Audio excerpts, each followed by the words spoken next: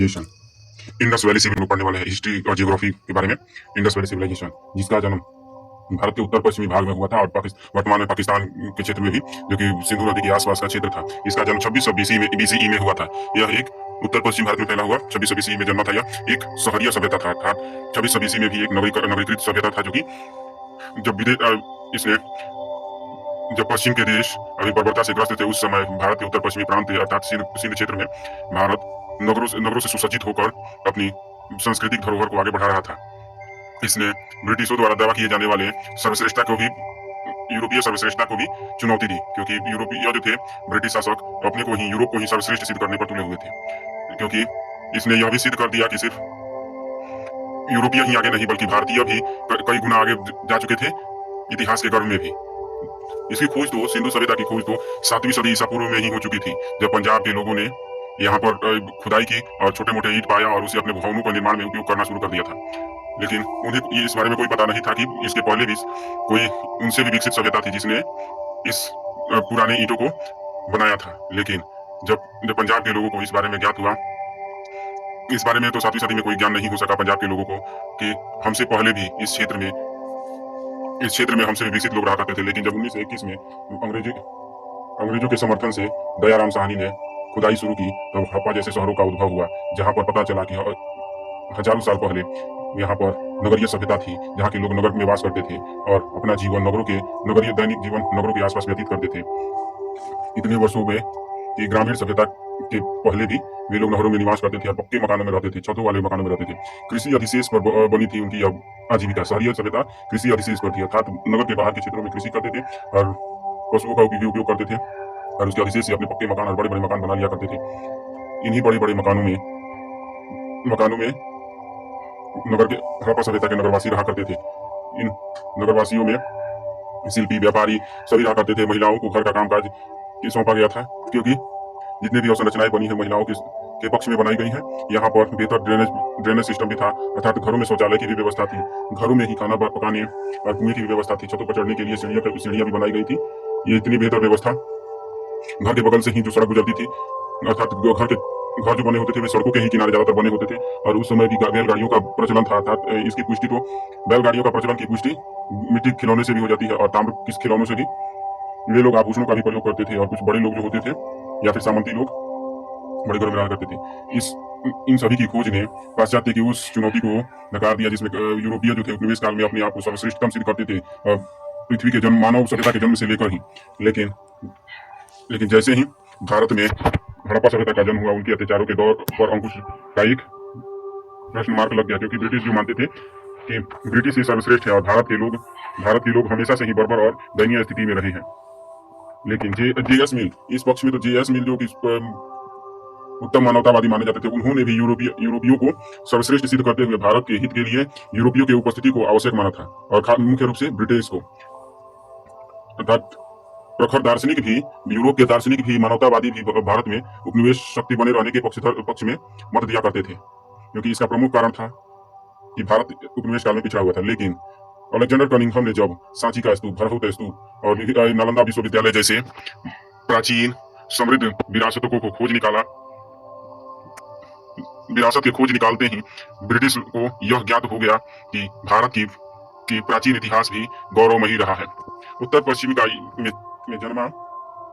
पश्चिमी भारत और पाकिस्तान में जन्मा सिंधु घाटी सभ्यता की खोज सब सर्वप्रथम दयाराम साहनी के प्रयासों से हुई थी। उन्होंने 1921 में हड़प्पा नामक स्थल पर खुदाई शुरू की और उन्होंने सर्वप्रथम यह निष्कर्ष निकाला कि यहाँ पर हजारों वर्ष पहले मानव की बस्ती हुआ करती थी। दयाराम साहनी के बाद भी कई सारे विद्वानों ने इन क्षेत्रों में खोजें की और संपूर्ण हड़प्पा सभ्यता के स्वरूप को निर्धारित किया, अर्थात एक ही दो शहर नहीं बल्कि हजारों शहरों को खोज निकाला इन्होंने। यूरोप जो कि अपने आप को सर्वश्रेष्ठ सिद्ध करता था, अपने प्राचीन कलाकृतियों को दिखाकर, भारत ने अपनी वास्तुकला को दिखाकर अपने आप को श्रेष्ठतम सिद्ध कर दिया, क्योंकि यूरोप में तो सिर्फ चित्रकारियां ही मिलती है प्राचीन काल की ज्यादातर, लेकिन इंडस वैली सिविलाइजेशन जिसको शॉर्ट फॉर्म में आईवीसी भी कहा जाता है, इसमें तो वास्तुकला भी वर्तमान तक जीवित है और ये सभी दिखाई देती है। और इसने वैश्विक ऐतिहासिक अवधारणा को भी पलट कर रख दिया, जिसमें सिर्फ पाश्चात्य शक्ति को ही मान्यता दी जाती थी। उत्तर पश्चिमी के आईवीसी या फिर इंडस वैली सिविलाइजेशन में जो थी भारत में काफी दूरी तक विस्तृत थी। यह उत्तर में कश्मीर से लेकर महाराष्ट्र तक था।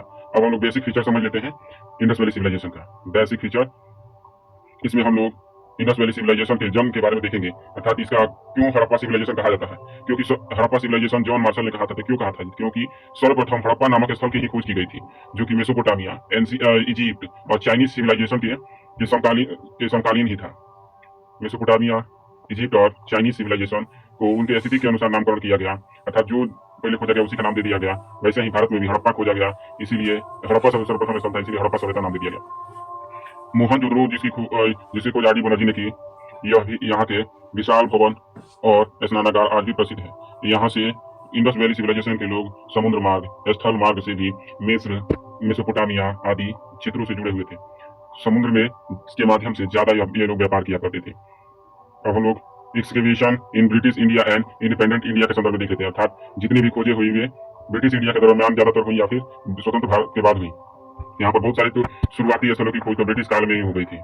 इसके संदर्भ में चार्ल्स मेसन ने भी जानकारी दी है और उन्होंने अब कई सारे यात्रा वृत्तांत भी लिखे हैं। चार्ल्स मेसन ने जिन्होंने विभिन्न धरोहरों की खोज होने पर उन्होंने उसका भ्रमण करते हुए और उसको लिखा था। ब्रिटिश जो अपने आप को सर्वश्रेष्ठ सिद्ध करने पर तुले रहते थे, लेकिन जैसे ही इंडस वैली सिविलाइजेशन की गौरवमयीता के बारे में पता चला और उन्हें ज्ञात हुआ कि 2600 ईसा पूर्व में भारत की स्थिति सर्वश्रेष्ठता के शिखर पर था, यहाँ की कलाकृतियां, टेराकोटा या फिर मूर्ति निर्माण की कला शीर्ष पर थी, उसका यह भ्रम, यूरोपियों का भ्रम टूट गया कि भारत के पास कुछ नहीं। इतिहास में उत्तर पश्चिम का यह प्रांत भारत की विकास का एक द्योतक बना। 1853 में ही हड़प्पा स्थल की खोज करने की प्रयास शुरू कर दिया गया था, 1853 में ही, और यहाँ पर 1836 में शुरू किया गया था। 1853 में मंजूरी मिल गई खुदाई करने की। सर्वप्रथम आर डी बनर्जी ने मोहनजोदड़ो को 1922 में खोज निकाला। दयाराम साहनी ने 1931 में खोजा था, तो आर डी बनर्जी ने 1922 में दामोदर को खोज निकाला। यहाँ पर कई कब्रिस्तानों से मानव के कंकाल के साथ साथ विविध प्रकार की सामग्रियों का भी अवशेष की प्राप्ति हुई है, जिससे ज्ञात होता है कि वे लोग परमात्मा में विश्वास करते थे। इसके बाद से कई सारे इतिहासकारों ने खोज की, जैसे JP Joshi, R Rao, Vasant Sinha, R S Bisht, Amalananda Ghosh, NG Majumdar, इन सभी ने लगभग 2000 से ज्यादा स्थलों की खोज कर दी। इंडस वैली के 2000 से ज्यादा स्थलों की खोज कर दी, और जिनमें से कई सारे महत्वपूर्ण हैं। इसमें कई सारे नए महत्वपूर्ण स्थल खोजे गए, जिनमें चमचाला हरियाणा में जिसे 2017 में खोजा गया था, कुणाल हरियाणा में 2017 में खोजा गया था। उसके बाद से कुणाल को 2017 में खोजा गया था। बालाथल जो कि राजस्थान में है, 2017 में खोजा गया था। बेजल का गुजरात में है, 2016 में खोजा गया है। बोताड़ गुजरात में है, 2016 में ही खोजा गया है। बिजनौर राजस्थान में है, 2015 में खोजा गया है। हुलास मेरठ में है, 2018 में खोजा गया है। हुलास मेरठ में है, 2008 में ही खोज लिया गया है। इस प्रकार से कई सारे विद्वानों ने खोज की, लेकिन सर्वाधिक बेहतर खोज 1990 में आर एस बिष्ट ने की। आर एस बिष्ट ने 1990 में धौलावीरा नामक स्थान से चित्रांकित सूचना पट की खोज की, अर्थात जैसे आजकल के साइन बोर्ड होता है किसी बात को इंगित करने के लिए, वैसे ही आर एस बिष्ट ने भी खोज निकाला गुजरात के धौलावीरा नामक स्थल से। ये साइन बोर्ड की तरफ पाषाण से भी काट कर पाषाण के टुकड़ों को जोड़ कर बनाई गई आकृति है, जिसे आर एस बिष्ट ने 1990 में खोज लिया, और इसके बाद से कई सारे महत्वपूर्ण निष्कर्षों को निकाला गया। यह साइन बोर्ड एक ही स्थान पर था, धौलावीरा नामक स्थान पर, जिसमें कई सारे गाड़ी के पहिए भी बने हुए हैं। उत्तर पश्चिम के ये क्षेत्र राखीगढ़ी साइट जो है, इसने अब तक की मान्यता कि मोहनजोदड़ो सबसे बड़ा स्थल है के विपरीत राखीगढ़ी 1972 में जैसे ही खोजा गया, इसे इसका क्षेत्र को सबसे बड़ा घोषित कर दिया गया, अर्थात सिंधु घाटी सभ्यता का सबसे बड़ा स्थल राखीगढ़ी को वर्तमान माना जाता है। बसंत सिंधे जिन्होंने हड़प्पा सभ्यता के क्षेत्र में महत्वपूर्ण जानकारी एकत्रित की थी, इन्होंने 2014 में लार्जेस्ट राखीगढ़ी को सबसे बड़ा स्थल घोषित कर दिया, राखीगढ़ी को। उत्तर पश्चिम के इस क्षेत्र में जो भी नगर की विशेषताएं थी, उनमें से कई सारी आज भी मौजूद हैं, आज भी उनका लोग पालन करते हैं। 2000 से 15 से फेयर सर्विस ने कहा था कि इसका जन्म 2000 से 1500 ईसा पूर्व में हुआ था। यहाँ पर डीपी अग्रवाल ने कहा है कि 2300 से लेकर 1750 ईस्वी तक ईसा पूर्व में ही इनका जन्म हुआ, सिंधु सभ्यता का जन्म हुआ था। जबकि सीजे गैंड ने कहा है कि 2300 से 1700 ईस्वी ईसा पूर्व, जबकि मार्टिन मिलर ने 2500 से 1500 ईसा पूर्व कहा है। अर्नेस्ट मैके ने 2500 से 2800 ईसा पूर्व कहा है। डेल्स ने 2900 से 1990 ईसा पूर्व, जबकि जॉन मार्शल 3250 से 2750 ईसा पूर्व, वहीं पर 3500 से 2700 ईसा पूर्व में के बारे में जानकारी दिया। माधव स्वरूप वत्स ने। लोग फोर फेज के बारे में जानकारी लेने वाले हैं, अर्थात अध्ययन के लिए हड़प्पा सभ्यता के उद्भव से पतन तक के काल को 4 फेजेज में बांटा गया, अर्थात 4 अवस्थाओं में। ये अवस्थाएं हमें समसामयिक में जानकारी देने का काम करते हैं। जहां पर सबसे पहला स्थल मेहरगढ़ 33 ईसा पूर्व में जन्मा था। यहीं पर सर्वप्रथम मकान बनाने के साक्ष्य मिले लगते हैं, कच्चे ईंट के मकान। 33 BC में मेहरगढ़ में सर्वप्रथम मकान बनने लगा। यहाँ पर जिसे अर्ली हड़प्पन सिविलाइजेशन सेंटर कहते हैं, अर्थात जैसे कि पाकिस्तान का खैबर पख्तून प्रांत और भारत का जम्मू और कश्मीर का क्षेत्र, यहीं पर अर्ली हड़प्पा का जन्म हुआ था। यहाँ पर बहुत बड़ी संख्या में शहर गांव उभरने लगे थे।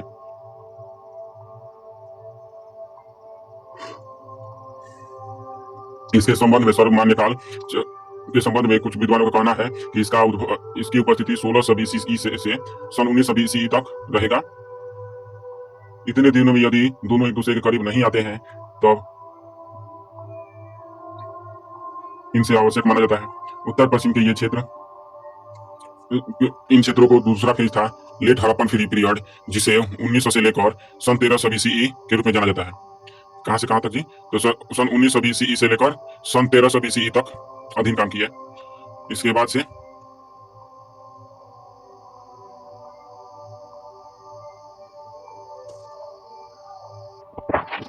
हड़प्पा सभ्यता जो कि पूरे भारतीय उपमहाद्वीप के साथ साथ एशिया में भी सर्वश्रेष्ठ आगे था, इसके जियोग्राफी के संदर्भ में देख रहे हैं। यह जो था उत्तर में पंजाब से लेकर पूर्व में हरियाणा, पश्चिम में सिंध और बलूचिस्तान तक और दक्षिण में गुजरात, राजस्थान, इन सभी राज्यों तक विस्तारित था। पश्चिम में यूपी तक भी विस्तारित था।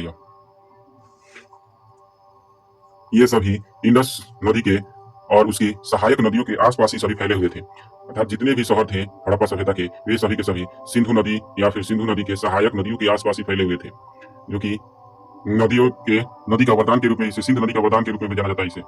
इसलिए तो इसे वर्तमान में सिंधु सरस्वती सभ्यता के नाम दिया गया है, क्योंकि अतीत के गर्भ में छुप चुकी सरस्वती नदी भी इन्हीं क्षेत्रों के आसपास से बहा करती थी। इंडस वैली सिविलाइजेशन, जो कि बाद में पर्यावरणीय परिवर्तनों के कारण क्षतिग्रस्त हुआ और गंगा नदी के जैसे ही अतिरिक्त जल गंगा नदी की तरफ जाने लगा, यहाँ से माना जाता है कि यहीं के लोग जो थे गंगा नदी के किनारे की तरफ बढ़कर मगध जैसे बड़े साम्राज्य को जन्म दे दिया। लेकिन इसके संदर्भ में ठोस जानकारी किसी भी इतिहासकार ने नहीं दी है। सबसे उत्तरी क्षेत्र था मांड, जो कि कश्मीर में था। दक्षिण में दैमाबाद था, पूर्व में आलमगीरपुर था और पश्चिम में सुक्का गेंडोर, जिसे मैप में देख सकते हैं। मांड, आलमगीरपुर, दैमाबाद और सुक्का गंडोर, जो कि वर्तमान में बलूचिस्तान में पड़ता है। ये सभी क्षेत्र हड़प्पा सभ्यता के नाम से जाने जाते हैं, क्योंकि सबसे पहले हड़प्पा का खोज हुआ था और सबसे पहला क्षेत्र पाकिस्तान और भारत में मिले। लेकिन एक छोटा क्षेत्र है जिसका नाम है सोटुघई, यह अफगानिस्तान में भी अवस्थित है और इसे कॉलोनी माना जाता है हड़प्पाइयों का। सोटुघई को हड़प्पाइयों का कॉलोनी माना जाता है। इसे कई सारे सीपोर्ट थे, जैसे लोथल, कुंतासी, सुरकोटदा, अल्लाहदीनो, बालाकोट और सुक्का गेंडोर जैसे बंदरगाह या फिर गोदीवाड़ा वाले शहर थे। बंदरगाही शहर ये सभी के सभी थे और यहीं से होकर समुद्री मार्ग के माध्यम से वस्तुओं का निर्यात मिस्र और मेसोपोटामिया जैसे क्षेत्रों में हुआ करता था, क्योंकि वहां पर मेसोपोटामिया में हड़प्पा सभ्यता में प्रचलित मोहरें मिली है। ये सभी मोहरें जो कि पूरे इंडस वैली सिविलाइजेशन क्षेत्र में पाई जाती है। अब इसके महत्वपूर्ण खोजों के संदर्भ में देखते हैं हम लोग, जो कि अध्ययन का मुख्य स्रोत रहे हैं। यहाँ पर सबसे बड़ा चीज है, 2 भागों में यह शहर बटा हुआ था, एक तो था अपर टाउन और एक तो था लोअर टाउन। था हड़प्पा सभ्यता जो कि सिंधु नदी के दोनों तटों पर बसा हुआ था। यहाँ पर के दोनों तटों से ही लोग अपना सारा जीवन आजीविका प्राप्त कर लेते थे। विशाल भवन भी बनवाए थे इन्होंने, जिसमें से बड़े गोदाम भी थे। 4500 वर्ष पूर्व में ही इन्होंने बड़े भवनों के साथ साथ नालियां भी बनवा रखी थी, गंदा जल बाहर से बाहर निकलने के लिए। यहाँ पर मेजर खोज जो हुई है अभी तक, उन मेजर खोजों में टाउन प्लानिंग सबसे बेहतर माना जाता है। टाउन प्लानिंग जो कि मास्टर प्लान के तहत बनी हुई थी, अर्थात हर चीज सटीक स्थान पर बनाया गया था। भवनों से लेकर दुर्गों तक एवं जलाशयों तक को भी सटीक स्थान पर बनाया गया था। इसे ही सर्वश्रेष्ठ माना जाता है, क्योंकि टाउन प्लानिंग वो भी 5000 साल पहले या फिर कहे तो 626 BC में मानव की सोच से परे हो जाती है, क्योंकि मानव तो वर्तमान में मानता है कि आज हम लोग सबसे विकसित हैं, लेकिन उस समय की सबसे विकसित यहाँ का ऊपरी शहर था, अर्थात जो नगर के पिछले पश्चिम क्षेत्र में ऊंचा शहर होता था, जो कि टीले पर बना होता था, जहाँ पर बड़ी बड़ी भवनें हुआ करती थी। और ऐसा माना जाता है कि वहां पर धनी और शासक वर्ग के लोग रहा करते थे, जो कि कई मंजिल वाले भवनों में भी रहा करते थे वे लोग। जहाँ पर हर चीज सुरक्षित और बेहतर ढंग से बनाया गया था। इससे वहां पर वर्णक्रम के बारे में जानकारी मिलती है, अर्थात सबसे ऊपर शासक, उसके नीचे ब्राह्मण, उसके नीचे क्षत्रिय और उसके नीचे वैश्य और फिर शूद्रों के जैसे क्रमिक कड़ियों के बारे में जानकारी मिलती है, जो कि उत्तर भारतीय क्षेत्र में हर काल में पाई जाती है। नियोजित शहरी केंद्रों में पश्चिमी टीला अधिक ऊंचाई पर था, जो कि जिसे पूर्वी टीला कहा जाता था, जहाँ पर पुरोहित वर्ग रहते थे, जबकि पूर्वी टीला निचला शहर होता था, जिसे नगर टीला कहा जाता था। इनमें व्यापारी, नागरिक, सैनिक व शिल्पी रहा करते थे। लोथल में विशाल गोदीवाड़ा मिला है, जहाँ पर पत्थर के साथ साथ ईंटों की भी संरचनाएं बनाई गई है। धौलावीरा में तो विशाल जलाशय में मिले हैं। सबसे प्रसिद्ध थी क्योंकि छत जो पक्के होते थे, वहां से भी जलों को जल पाइप वाली नाली के माध्यम से मुख्य नाली में चला जाता था। यहाँ का सबसे बेहतर शहर थे तो हड़प्पा और मोहनजोदाड़ो, जो कि नदी के किनारे ही बसे हुए थे। यहाँ पर साहूकार प्रथा भी शायद प्रचलित थी। ज्यादातर लोग बनिए का काम करते थे और कुछ लोग शिल्पकार का भी काम करते थे। यहाँ पर विभिन्न क्षेत्रों से वस्तुओं को आयात किया जाता था। इन आयातों में प्रमुख आयातों में कई प्रकार की वस्तुएं आयात की जाती थी विदेशी क्षेत्रों से, जैसा कि हम लोग जानते हैं कि टीन की आयात अफगानिस्तान से होता था और ईरान से। तांबा, खेतड़ी जो कि वर्तमान में मिलता है, बलूचिस्तान से भी तांबा आयात होता था। चांदी ईरान और अफगानिस्तान यहाँ से आता था। सोना अफगानिस्तान, फारस एवं दक्षिणी भारत से सोना आता था। लाजवर्ग मेसोपोटामिया और अफगानिस्तान से लाजवर्ग आते थे। सेल खड़ी बलूचिस्तान, राजस्थान एवं गुजरात से। नील रत्न पदक खाना अफगानिस्तान से। नीलमणि महाराष्ट्र दक्षिण भारत से। हरितिमणि दक्षिण एशिया। शंख या कौड़ियां सौराष्ट्र। इसका से सीसा का प्रयोग ईरान, अफगानिस्तान और राजस्थान में। इन सभी क्षेत्रों की जानकारियां आर्किटेक्चर को रूप देती हैं। यहाँ पर जो मोहनजोदड़ो में जो विशाल स्नानागार पाया गया है, जो कि 6 गुणे 12 के रूप में है, एक भी क्रैक नहीं है ताकि जल भूमिगत चला जाए, बल्कि जो भी जल लाया जाता है मशीनों के माध्यम से, यहाँ पर वे सभी के सभी एकत्र करके रखे जाने के काम आते हैं। ये कभी लीकेज नहीं होते हैं। ऐसे कब्रिस्तान कई जगह मिले हैं, लेकिन मोहनजोदड़ो वाला सबसे प्रसिद्ध है, क्योंकि यहाँ पर एक मजदूर दूसरे मजदूर को सहारा देकर ऊपर उठा रहा है। यहाँ पर अब हम लोग इसके आर्ट और क्राफ्ट के संदर्भ में चर्चा कर लेते हैं। आर्ट और क्राफ्ट, इनमें वे लोग दक्ष थे जिसकी का सबूत कई सारी मूर्तियाँ और कलाकृतियों की प्राप्ति से होती है। इनमें टेराकोटा से लेकर ब्रॉन्ज क्राफ्ट तक पाए जा गए हैं, जो कि काफ़ी बेहतर हैं। इनमें चंद्रहुदड़ो, नागेश्वर एवं बालाकोट सबसे बेहतर क्राफ्ट दिखाने में अग्रणी है। इन सभी नगरों में सर्वसामान्य विशेषता मन को उपस्थित थी, लेकिन हड़प्पा में रेड सैंड का बना मेल का टॉर्सो काफ़ी प्रसिद्ध है, क्योंकि इसके हैंड में सॉकेट लगा हुआ है और सॉकेट से उसके बाँह जोड़े गए थे। और मोहनजोदड़ो से प्राप्त पृष्ठ की मूर्ति और भी ज़्यादा प्रसिद्ध है, क्योंकि यह तिपलिया छाप वाले साल ओढ़े हुए है। यह अपने ध्यान मुद्रा में मग्न है और इनकी दाढ़ी भी काफ़ी बेहतर तरीके से एक निश्चित वे में काटी गई है, अर्थात वे लोग शौकीन भी हो चुके थे। इनके सिर पर एक मणि बांधा गया है, मणि या फिर किसी अन्य धातु को बांधा हुआ दिखाया गया है, अर्थात वे लोग मणिमाणिक्य के उपयोग में दक्ष थे। उन्होंने हड़प्पा से प्राप्त एक नर्तकी की मूर्ति के साथ साथ कई प्रकार की कलाकृतियाँ भी मिली हैं, जो कि सामान्य जनजीवन की कथा का विवरण करती हैं। इन कलाकृतियों में मोहनजोदड़ो से प्राप्त मातृ देवी की प्रतिमा भी काफ़ी प्रसिद्ध है, लेकिन यहाँ पर किसी प्रकार के मंदिर की प्राप्ति नहीं हुई है, अर्थात कोई भी बड़ा मंदिर नहीं था, बल्कि वे लोग खेत खलिहान, पेड़ पौधों या अन्य प्राकृतिक धरोहरों की ही पूजा किया करते थे। ये पेड़ पौधों और खेतों की पूजा आज भी प्रचलित है, और ऐसा माना जाता है कि हड़प्पा काल में प्रारंभ हुई सारी रीति रिवाजें आज भी भारतीय धर्म की आत्मा में समाई हुई है। प्रकृति में सूर्य देवता की भी पूजा की जाती थी। स्त्रियाँ घर में रहकर घर के आसपास का सारा काम किया करती थीं। इसके संदर्भ में कई जानकारियाँ मिलती हैं। यहाँ पर टेराकोटा का कार्य किया जाता था, साथ ही में विभिन्न प्रकार के पेशेवर भी थे, जैसे धोबी, मोची, ये सभी थे। उस समय के बहुत सारे पर्व और त्यौहार आज भी भारत के हर क्षेत्र में किसी न किसी रूप में मनाए जाते हैं, जैसे तुलसी के पौधा की पूजा, जो कि उस समय भी प्रचलित थी, वर्तमान में भी है। यहाँ पर से प्राप्त ब्रॉन्ज से बनी हुई बैलगाड़ी वर्तमान के नटराज की प्रतिमा से मेल खाती हैं, क्योंकि नटराज की प्रतिमा हजारों सालों बाद जाकर सियरा परदीव तकनीक से बनाया गया है, जबकि उस हड़प्पावासी आज से 2600 वर्ष पहले ही इन कलाकृतियों के विद्या से परिचित थे। यहाँ पर 4 इंच लंबी डांसिंग गर्ल, जो कि सबसे प्रसिद्ध प्राप्त मूर्तियों में से एक है, क्योंकि यह अपने आप में अजूबा माना जाता है, क्योंकि 4 इंच में शरीर के हर अंग भंग को त्रिभंग रूप में दर्शाया गया है। यहाँ से प्राप्त कई प्रकार की मृण मूर्तियाँ मातृ देवी की उपासना को दर्शाती है, अर्थात ऐसा ज्ञात होता है कि हड़प्पावासी मातृ देवी के उपासना के नज़दीक रहा करते थे।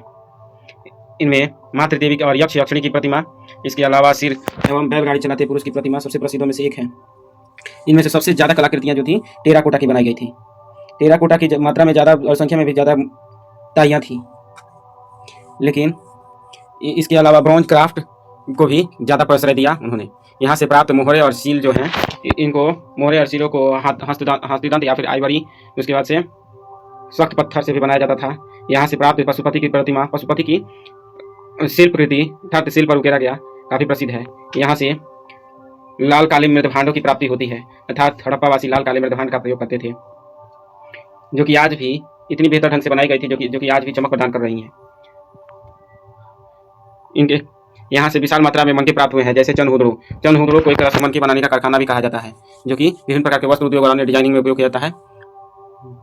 माप तौल की प्रणाली भी 16 के गुणकों में थी, अर्थात जिस तरह से वर्तमान में 16 आना बराबर 1 रुपया होता है, वैसे उस समय भी था। उत्तर पश्चिम से लेकर धीरे धीरे यह जो था मध्य भारत एवं पश्चिम भारत तक विस्तारित करते चला गया, पूर्वी भारत एवं पश्चिम तक विस्तारित करते चला गया। माप तौल के रूप में 16 के गुणकों का उपयोग करते थे, जैसा कि वर्तमान में भी 1 रुपये में 16 आना होता है, वैसे ही ये भी लोग गणना किया करते थे। इसके ज्योग्राफी, टाउन प्लानिंग, आर्किटेक्चर और मेजर एक्सकेवेशंस को हमने पढ़ लिया था है।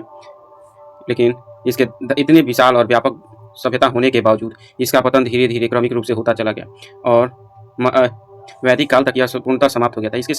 इस सभ्यता के समाप्त होने के कई कारण गिनाए जाते हैं, लेकिन किसी भी कारण को लेकर हर दार्शनिक और इतिहासकार एक मत में नहीं है, बल्कि विभिन्न कारण बताए जाते हैं।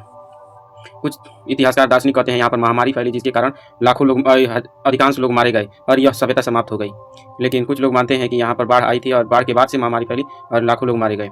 या फिर कुछ लोग बोलते हैं कि लंबे समय तक सूखा पड़ा और यहाँ के लोग विस्थापित होने के लिए बाध्य हो गए लंबे समय तक। और कुछ इतिहासकार ऐसे मानते हैं जिनके अनुसार आक्रमणकारियों ने यहाँ पर आक्रमण किया और इस क्षेत्र के लोगों को पराजित कर दिया और यहाँ पर कॉलोनी स्थापित कर ली, जिस तरह उपनिवेशवाद काल में देखा गया है। लेकिन एक सर्वसमान कारण के रूप में यह माना जाता है कि इतनी विकसित और बेहतर सभ्यता के लिए एक कारण नहीं बल्कि अनेकों कारण जिम्मेदार थे, और जिसके लिए कुछ आकस्मिक और कुछ क्रमिक कारण जिम्मेदार थे।